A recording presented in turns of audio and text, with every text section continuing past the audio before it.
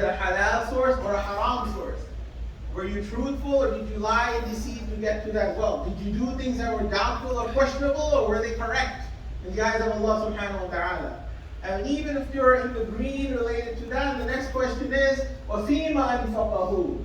Where did you spend it? Did you spend it in good?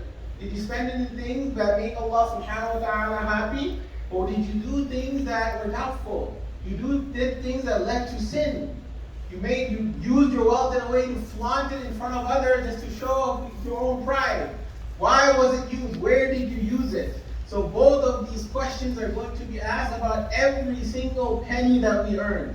And we're not only talking about cash, everything. Our clothes, our cars, everything we own, we're going to be asked about it.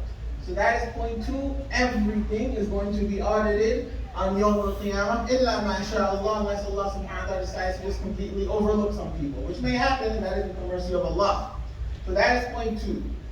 Point number 3, accumulation of wealth. If you get a lot of wealth in this world, it results in stability. You'll be financially stable in this world. That's how it works. If you have a lot of money, then you'll be more stable, and you'll have a decent job, you'll have a house, you'll have a shelter over your head, all that stuff will be there. But giving it away in the path of Allah subhanahu wa ta'ala results in stability in the akhirah. So if you keep a lot of wealth, you'll have stability here, but the more you give away, the more you'll be stable in the akhirah. There's a hadith in the Sahih of Imam Bukhari rahmatullah alayh. Once a man came to Nabi sallallahu alayhi wa sallam, yashkul aila. He was complaining about poverty.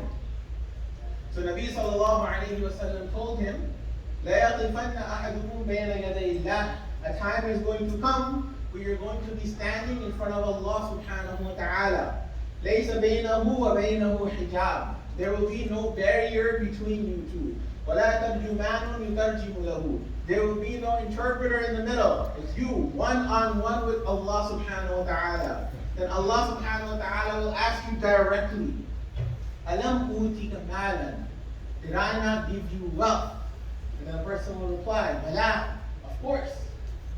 Then Allah subhanahu wa ta'ala asks him the second question, Alam ursil ilayka rasulan? And regarding that wealth, did I not send a prophet to you who explained to you and guided you on how to use that wealth? The person will say, Bala, of course. Then this person, Nabi sallallahu alayhi wa sallam says, this person will look to his right and he will see an-nar, the fire of Jahannam. He'll look to his left and he will see the fire of Jahannam. He'll look ahead of him and he'll see illa an-nar, he'll only see the fire of Jahannam. Then Nabi sallallahu alayhi wa sallam gave some advice. He said, فَلْيَتَّقِيَنَّ أَحَدُكُمْ وَلَوْ بِشِقِّ تَمْرَةٍ فَلْيَتَّقِيَنَّ أَحَدُكُمْ النَّارَ وَلَوْ بِشِقِّ تَمْرَةٍ. That save yourselves from that fire of Jahannam, even if it is by giving a piece of a day, not a whole day, just a piece of a day in sadaqah for the sake of Allah subhanahu wa ta'ala. So we have this wealth, but when we give it away, it secures us from that situation in the akhirah. So wealth in this world is a form of security, but at the same time, any wealth that's not used for the sake of Allah, it becomes a liability. There's a hadith in the Sahih Bukhari and the Sahih Muslim rahimahullah. Nabi sallallahu alayhi wa sallam said that I saw myself Qumtu ala babil Jannah. I was standing in front of the gates of Jannah. فَكَانَ عَامَةُ مَنْ دَخَلَهَا الْمَسَاكِينَ. Most of the people that were entering through those gates were masakin, were very, very poor people. They had no wealth really. But where were the rich people then? The people with wealth. وَأَصْحَابُ الْجِدِّ مَحْبُوسُونَ. And all of the people of wealth, the ones that had a lot of money there, what happened to them? They were being withheld in the back. Why? For their reckoning. There are other hadith that show that even the Sahabas are included among them. Of course, their records are going to be clear, but nonetheless, the more wealth we accumulate, the more reckoning there is going to be. So again, the third rule was accumulation of wealth does result in stability here, but giving it away to ensure stability in the akhirah. Point number 4 is that by design, wealth is not meant to give us ultimate happiness. So again, listen to our words carefully. Wealth is not designed to give us ultimate, keyword, ultimate happiness. Wealth will give you happiness. It will give you happiness.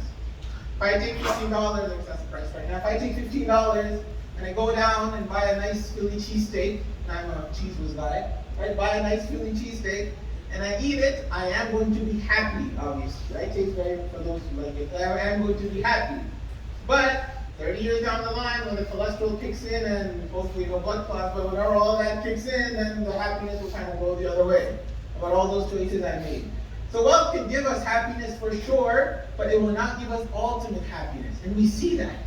We see that.